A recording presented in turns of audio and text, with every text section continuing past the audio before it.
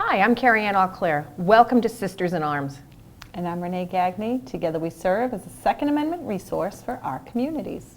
And I love these episodes. So this episode is going to be on we're going to actually talk about grip. No, wait, we're doing the other one. This one right now is the fundamentals. Fundamentals, that's right. Malfunctions and misfires is the next one. Yes, it's been a little bit since we've done an education show. I know, but I love it. We did a lot of advocacy. We did some law. Right. Maybe not law, legislative stuff. Yep. Yeah. So it's nice to get back to what we do. It's like the range bag show. That was like one of my favorites. Yeah, the range bag show was fun. But before we dive into it, I know we wanted to talk about what happened at Bourne. Yes. So the last couple of episodes, if you haven't seen them, go back and check those out. We had Rep X here, and he told us about a canine blood drive. So we went down to Bourne and participated in that. We have a couple of pictures to show. We took Daisy, my doodle, and we pre-screened her, and she wore a vest that said, "Nero is my hero." Nero's a pretty big deal. Yes. So, she was very happy to be part of the day. And she passed, so she's now on the list to potentially as a donor. Yep. Yeah. And when we were there, we actually were able to, there was a dog named Potato. Yeah.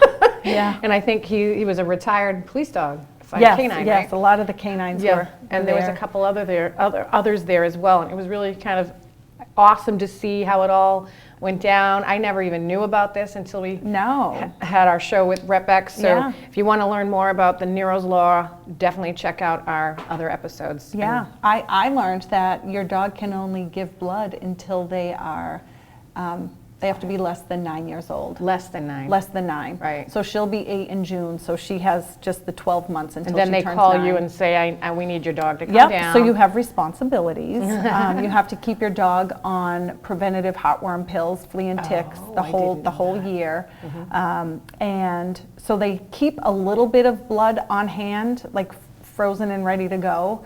So we didn't give blood that day, we just were pre-screened. So at any time in the middle of the night, I could get a call that they need blood. Wow, and we would that is go. a big responsibility because you're like, we gotta go. Yeah, so as they use the blood that's stored, they replenish it, but if they need more, you'd get a call. I think that's really awesome because nobody knows about it. Because of that, Nero was able to be saved, along with a few other dogs, I'm sure, that we don't know about. I'm sure. In fact, they had a picture on the screen of all the dogs that were saved or saved another dog. That was pretty cool. Yeah. So we'll have some information on our description in the YouTube channel below regarding that. So if you want to learn more or get more information, definitely check it out. Sweet. All right. So handgun fundamentals. That's right. Okay, so something else happened last week. This happened. You need glasses? Oh, it's horrible. It's horrible. Yep. Okay. I think I actually need mine as well. So just try to avoid it. I've managed to avoid it all this time, and the time has come. So let's jump into it because this is so fun. So handgun fundamentals or fundamentals of shooting, it really is everything all lumped into one. So you're learning about grip, stance, sight alignment, sight picture, breath control, and follow through. Am I missing anything? Nope, no. I think I got everything. So we're going to start with stance because I know that you and I have been teaching women for the past 6 years, and we find that stance seems to be not so much an issue, but they don't know how to stand properly. Yeah. And then we also find that they are afraid to stand certain ways. So we'll go into that too. Right. So we do have a picture. We're going to go into like the basics, the typical stance that we normally would see, which is isosceles. So this is kind of like a top view of what it would look like in isosceles stance. So as you can see, it's a nice triangle. He's bent forward just a bit. and his arms are locked out straight. We do have another picture as well that kind of shows the side of the stance, the isosceles stance, and what it looks like. And as you can see, he is kind of leaning forward. And honestly, the target does tell the story, and we tell our ladies, because we have met some ladies that can't necessarily put their hands out straight, they can't stand a certain way because they have a bad knee, bad foot. I had a bad foot for very many months, and I had to actually stand differently. So the target still tells the story, so don't get hung up on stance, but it's definitely something that you want to know. And a good way to get into a good isosceles stance is literally stand up, put your feet together like you would normally do when you're standing up, and then jump. And how you land is how you should, is a natural isosceles stance. So it balances you. So you don't even realize you're doing it when you jump. It just automatically puts you in that spot where you should be. Yeah. So shoulder width apart, not like all the way out here, because we've seen so many different stances. We've seen stances where they're like going forward so far, they almost look like they're sitting on a... My favorite is... Yeah, what are you doing? I'm scared. That's and I think favorite. Do we have another one with the, yeah, we have another picture of that. Yeah. So it's a young lady actually standing, and she's not even I don't even think she's shouldering it. Maybe she is. I don't know what's happening there. Yeah, right, and she's way far back, and we see that with long guns, we see that with pistols, revolvers, and they're afraid. They're literally afraid, and as the recoil, as you shoot, the recoil kind of sends you back a little bit, and you got to kind of go back forward a bit. So that's typical with new shooters, and that's why it's really important to educate yourself. Training. You know, if you are able to afford it, have a one-on-one session with an instructor. So speaking of afford, that's why we do these shows, because not everyone can afford time or money to sit in a class. This what we're going over right now, the fundamentals of pistol shooting, is an 8-hour class. Right. So we're giving you the basics in 30 minutes. So this by no means is going to take place of a class, but this is like a nice little intro to what happens when you take a basics of pistol class. What are we talking about? Yep. So I just did one Saturday, and it started at 9. We ended at like 5:30. We ended a little later, only because we were having so much fun shooting outside. I know, it's hard. Sometimes it's hard to stay on track. Yeah, you're like, hey, want to do this? Sure. So so that's pretty much the gist on stance, and there's more to it. Definitely more to it, and there's definitely a lot more types of stances that you do, Weaver, and there's a few other ones too. There's tons, but I love the isosceles because that is a nice, basic, safe, all around, easy. Typical, and it's not more much common. Thinking about which one goes in the front, which, this is just like basic standing. Right. Yep. Awesome. And there's other stances too that other stances that, we tell our ladies. So, back to chest to rest. So if you are in a position where you're in isosceles and you're getting tired, back to chest to rest, finger off the trigger. We have low compress ready, high compress ready. Those are all more or less advanced defensive terms that, again, continue your training. Right, and we can talk about that. So defensive stances are going to be different than your isosceles. Right, because you're moving and shooting. Right, but just for your basic fundamentals to start, this is a great place to start. It is. All right, so am I up? Do I need my glasses? You might. Okie dokie. What are we talking about now here? Proper grip. Proper grip. Okay. Can we go back to, Kim, the one with the isosceles and the triangle with the man and the overhead shot? There we go. So if you can see that this shooter is a right-handed shooter, and the pistol is an extension of his body, really. See how everything's just perfectly aligned, right? So that's what you want to aim for when you are gripping your handgun. Yep, and I think we actually have a whole bunch of pictures that kind of explain grip too. Yeah. So we have a few of those. So I'm going to use my plastic fun toy.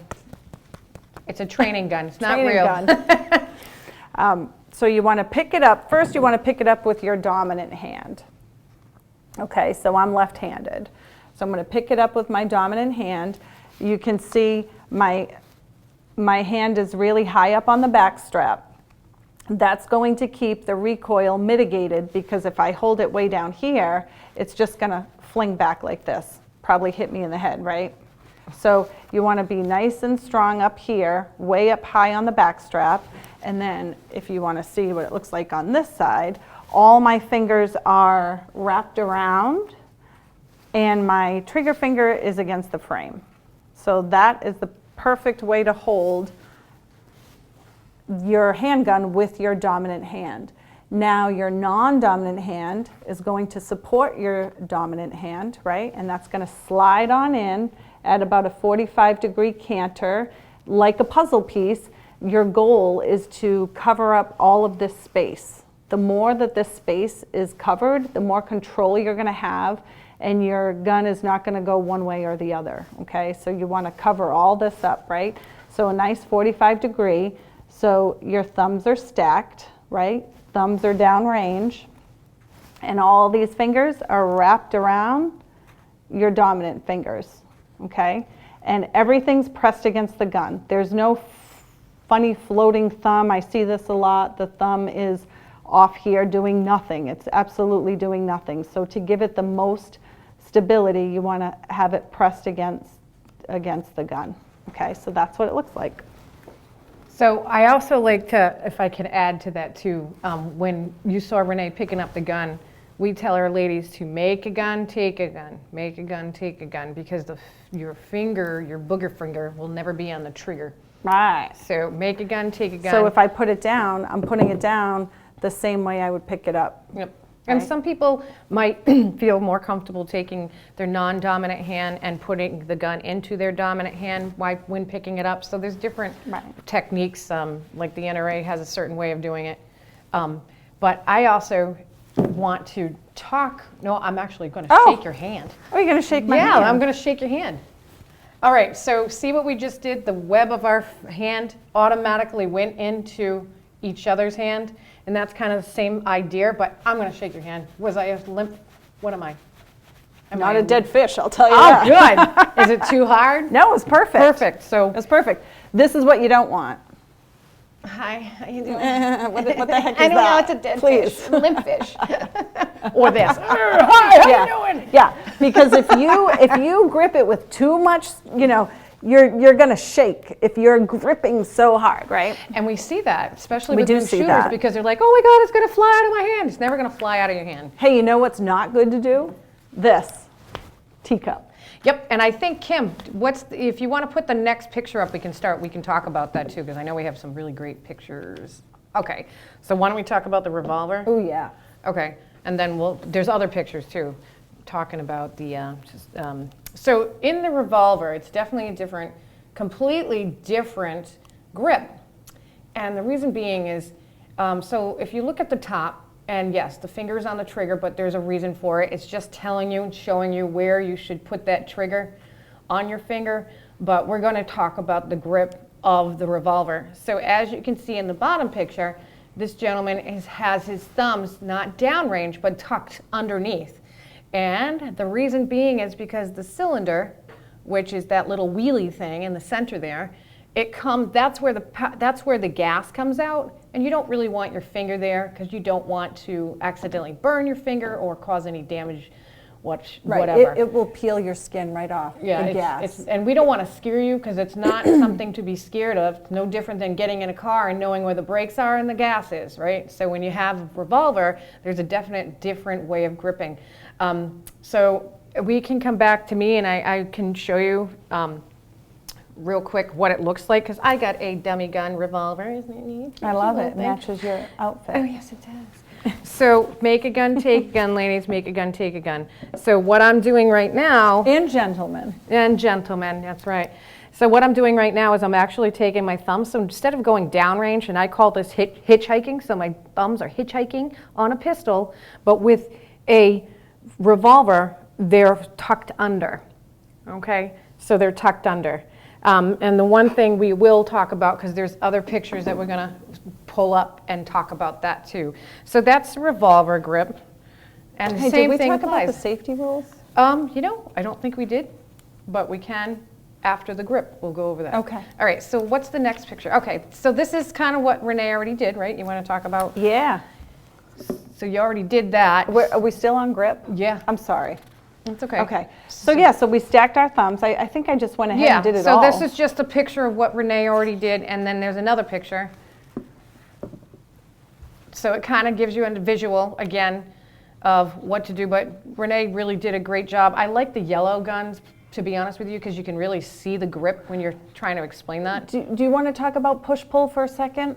I think it's worth mentioning. Yeah. So I don't typically start my students, so this picture right here, we can go ahead to this one. So teacupping, no bueno, okay? It doesn't offer. We're not in the movies. A lot of military people do this. So I don't know if this is like, I haven't been in the game long enough to know if this is like how it used to be, but this used to be like a lot of military will come and do that. So I don't know. Just don't do it. One of the girls was doing it over the weekend, and she wasn't military, but I think it's just the natural thing. They think that it's supposed to be rested like that. I don't know. I don't think any of it's natural. It's none of it's innate. It all has to be taught. So that's like Hollywood stuff. Right. or And then something.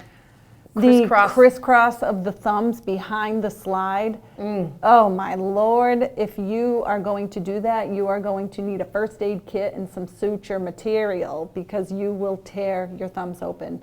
And again, we're not saying this to scare you, but it will happen if you crisscross your thumbs behind the slide, because every time you pull the trigger and that slide ejects the round, it's going to fly back with a lot of power. Yeah. And if your thumbs are there, you're going to shave off your skin. I've seen it once, and I didn't see it. Somebody said, I did that once, and I didn't get, she just got lucky. She got lucky. She got lucky. She probably wasn't high enough on the back Right. strap, but 'Cause had grip she wasn't all the been, way. Yeah. had she been, there's no way she wouldn't have gotten some damage. So no done. crisscross applesauce, make a gun, take a gun. Yep, and then there's that correct grip at the bottom, thumbs down range. Yep, they're hitchhiking together. Sometimes I see women like see that bottom picture, how her thumb of her dominant hand like didn't really get around the gun. See like how long my thumb is? Like my dominant thumb goes way around the front. See how much further around it goes than hers? Because you got a bigger hand. Because I have big manly hands, which for shooting is amazing, right? But that's why you have to try guns, hold them in your hand, and practice gripping before you buy it. Yep. Because if you can't wrap your hand around enough, because the gun is so big that your dominant thumb is back here, that's not going to help you. So you really should be holding guns before you buy them. And any clerk will agree. And if they don't, move on to another store that will help facilitate a nice, proper grip. Yeah, and in fact, a student over the weekend, she had big hands and she had a smaller gun. So Sue was looking at me, she said she's teacupping. I'm like, no, she's not. Her hand was just so big. I have held guns where my hands are so big, I have to be careful not to put my thumb in front of the muzzle because the gun is so small and my hands are so big. When I canter my non-dominant hand, my finger ends up. And the muzzle is the front of the gun, so if anybody's watching this and they don't know, and this is honestly a whole nother show, but if you do get a gun and you're trying to figure out, look at my hair's all sticking up, you're trying to figure out what kind of gun to get, it's important to, when you do get your gun, to come back home and really understand the components of your gun. Take it apart, look at it, know what a muzzle is, know what the barrel is, know what the frame is, know what the trigger is, the trigger guard, the mag release, cylinder release, everything. So that's super, super important. And we already talked about the 70-30, even though that was kind of like the handshake. Yeah, the push-pull real quick, because we're going to run out of time. And we're only on grip, and we have like 4 left to go. But this is important. Okay, so the push-pull, I don't necessarily think that it's basic stuff, but it's very helpful to start off. So when you're holding it, when you're holding the gun, if you push forward with this arm and pull back with this one, it kind of like locks it there. And you can, with an unloaded gun at home or even a plastic gun, you can feel the difference of how much like more control. it like locks it in. You can Right. feel it. And if you shoot not this way, if you don't push pull and you just shoot like this, it totally feels different. Like once you do it, you're never gonna not want to do it. Right, you definitely have But more that's an control over option, the whole push pull, and you can do it without a gun in your hand and just do it like Yep. this, and you can feel it. It just feels different. nice and strong. So the next one is sight alignment, sight picture. I know we're gonna try to get through this, and if not, we will talk about it another time, or maybe at the next episode we'll add to it. But so sight alignment, sight picture, it's your mind can't process all three things at once. So you got a front sight, you got the rear sight. Renee's gun, you can clearly see it on that gun. The front sight, she'll point to the front sight, and then the rear sight. And the rear sight has notches in the back. So what you're supposed to do is take that front sight and put it right in between the two notches on the back. So if you visualize three pictures on a wall, we women, we like to put our pictures all nice, you know, so this would be the rear sight. So the side pictures would be the rear sight, and the middle picture would be the front sight. So the whole idea is taking that middle picture and lining it up with those other two pictures, equal height and equal light. So equal spaces on the side, and they're all the same height. So when you're doing that and you're looking at the target should be blurry. The front sight should be crystal clear. And you can't put everything crystal clear at once. You can't. So what you want to do is make the front sight crystal clear. Right, so your eyeballs, human eyeballs, can't focus far and close. Right. It's either one or the other. And we do have a great picture that we will throw up there for you that kind of really puts it all together. So when I'm looking at, I don't know if we can do this here, but maybe try. If I'm lining them up, right? If I'm lining up my front sight with my rear sight, I can put it right between that little notch and make sure they're all lined up equally. And I'm focusing on this front sight, not the target. Right. That's a big misconception. Everybody wants to focus on the target, but it's actually your front sight that you're focusing on. So this goes into a good segue regarding eye dominance. You're next. Am I eye dominant? Yeah. So can we do this? Yeah. Is that how you do it? I mean, there's many ways. There's but many what different do you ways. think? I love this. I think I'm going to actually point right towards the camera. So you're going to make a triangle like this. This is how I like it. You're going to focus on something on the wall, whether it's a piece, like a round dot or the center of the picture, and you're going to put that round dot right in the middle of that triangle. You're going to open one eye, close the other eye. Whatever eye keeps that in the center of the triangle, that's your dominant eye. And the other one is what you want to... Yeah, I like to focus on something and then just pull it in and make it smaller and smaller and smaller as it's coming in, and it's going to go right to the eye. Oh, that was a good one, that's because the dominant you eye. actually could see it. Yeah. You could see you doing that right Yeah. to your dominant eye. Yep. And sometimes people are cross-eyed dominant, like my son. Or sometimes you don't have it. I feel like everybody has a dominant eye. Some people shoot handguns with both eyes open. I can't do that. Yeah. But some do. Defensively, we do. Yeah. And then when it's balance, speed, and precision, that's where one eye gets shut. Yeah. But yeah, that was good. You can actually see that really good. So those are some tricks. So that's sight, that's Dominant. sight, yeah, when we're talking about dominant eye, so that's sight alignment and sight picture. Yep.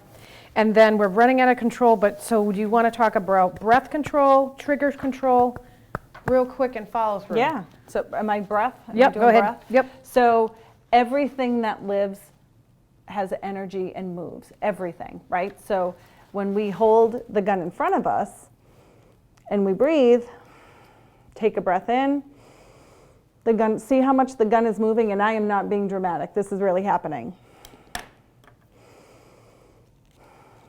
Right, so you want to take a breath in, shoot. You know, you have to time your breathing. Yeah, you don't so- want to be exhaling or breathing in when you're shooting, because you're going to be moving the gun too much. All right, so take a deep breath out, and when you're almost out of air, shoot. But never Never hold your breath. Yeah. So newbies, and this is like anything. If you paint a wall and you're trying really hard, you hold your breath. Do you ever notice? Yeah. You hold your breath. Yeah. Anytime you're hyper focused, you hold your breath. So you have to remind yourself, and that's why we go over these 6 fundamentals, because you can actually write the 6 down on a piece of paper, put them next to you at your bench at the range, and go through them one by one. And it's, don't you find it so much easier? It's so much like just easier. write what it is: grip, stance, grip, trigger control, breathing, sight alignment, sight picture, and follow through. I think we're doing it. We're going to do it. We're going to do it. We're almost done. So I'm going to talk about trigger control. This is huge. Take a pen, get a pen, one of these pens like this, and I want, oh, mine just broke. Here. Take a pen. It malfunctioned. It malfunctioned. That was the next episode. And slowly press that down until you hear click. And then slowly press that up until you hear click again. So this is a good way of trigger control and trigger press. That is the one thing I think that causes a lot of issue with people going, I don't understand, why am I to the lower left? Why am I to the lower right? If you're right-handed, left-handed, those make a difference. But so if you just slowly press the trigger, so you're going to be slowly pressing the trigger forward towards you and then slowly pressing the trigger out. You never slap it, because when you quickly pull on it, you're actually making the firearm move, which is going to definitely affect your target. And that's where your non-dominant hand comes in, because if if I'm shooting right with my right finger and I pull the trigger and my non-dominant hand isn't really doing much, it's going to just move the gun that way, right? Because it's the path of least resistance, right? So that makes sense. Right. And we got 2 minutes, so I want to kind of focus on my finger. See my finger? Do you see the little mark in the middle here? It's literally in the middle of my joint. That's where you want to press on the trigger. If you give it too much trigger finger, then you're going to affect the firearm too. If you give too little, it's going to affect it as well. If you do too much, it's probably going to push it to the left. If you do too little, it's probably going to push it to the right. Right. And then follow through is putting everything together. So follow through is super important when you're taking a subsequent shot. If you just, everyone at the range, when they start, they want to shoot first and then look and see where it went, right? Like, do you see that all the time? And then you're breaking everything. And then you just broke your grip, your stance, your sight picture, sight alignment, everything is just out the window. So if you hold it there, even if you have to come back and take a breath, and then, take the subsequent shot, still everything is pretty much, you're following through with everything, right? So that's what we talk about. These are called shooting fundamentals, and if you go to YouTube or, again, just watch the show. Just watch the show. Watch the show. This is Shooting Fundamentals, a great class to take is a basics of pistol class. So that's an 8-hour class. A fundamental class. Yeah. People do. Can we go over the safety rules? I don't think we did that. Oh yeah, real quick. We don't have time, but we'll put the safety rules up there in the beginning of the show as we're talking and at the end of the show. But thank you so much for joining Sisters in Arms. If you have any questions, sistersinarms2022@gmail.com. Stay safe. Keep vigilant.